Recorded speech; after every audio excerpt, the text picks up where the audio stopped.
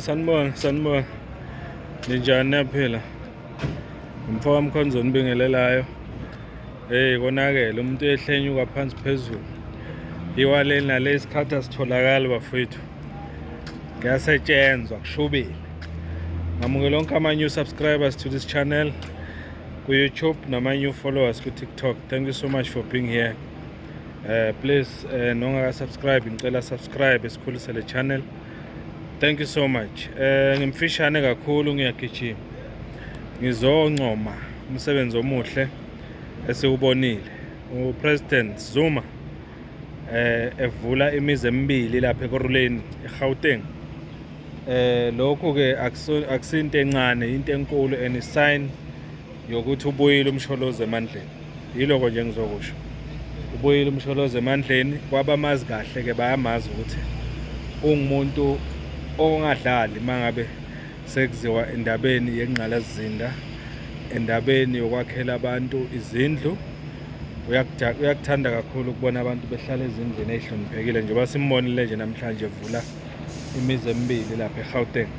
Sibonga kakhulu kuma comrades afana no Member of Parliament uMr Shongwe nabanye ababe nengxenye enkulu ekutheni kwenzeke lokho.